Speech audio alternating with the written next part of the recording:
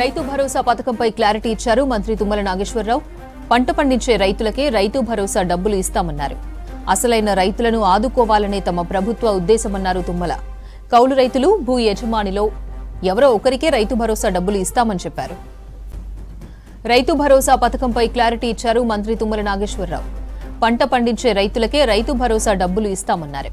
అసలైన రైతులను ఆదుకోవాలనే తమ ప్రభుత్వ ఉద్దేశమన్నారు తుమ్మల. కౌలు రైతులు, భూ యజమానిలో ఎవరో ఒకరికే రైతు భరోసా డబ్బులు ఇస్తామని చెప్పారు. రైతు బంధు అంటే పంటేసే రైతుకి కొద్దిగా చేయూత. నేను ఏదన్నా మిర్చి వ్యవసాయం చేసినా, వరి వ్యవసాయం చేసినా నాకు 40,000, 50,000 ఎకరానికి పెట్టుబడి అవుతుంది. 50,000 ఇవ్వలేం, కానీ ఉడతాభక్తిగా ప్రభుత్వం ఒక 10,000 రూపాయలు సాయం చేస్తే ఆయనకి చేతిలో ఉన్నా లేకపోయినా మొదలు పెట్టుకొని ముందుకెళ్తాడనే ఉద్దేశంతో చేస్తున్నాం. ఇది వ్యవసాయానికి చేసినటువంటి రైతుకి చేతిలో పెట్టేటటువంటి చేయూత మాత్రమే. అది మీరు ఎట్లా చెప్తే అట్లా చేద్దామని చెప్పి దాన్ని అందుకని కొంచెం పక్కకు పెట్టి అందరు అభిప్రాయాలు తీసుకుంటున్నాం. 99% కాకుండా 200% చెప్పేది ఏంటంటే పంట వేసినటువంటి రైతుకి ఇవ్వటమే న్యాయం అని చెప్తున్నారు. దాన్నే ఇంప్లిమెంట్ చేయాలనేది కూడా రాష్ట్ర ప్రభుత్వం ఆలోచన. అది కౌలు రైతు మాట్లాడుకోవాల్సిన అవసరం ఉంది.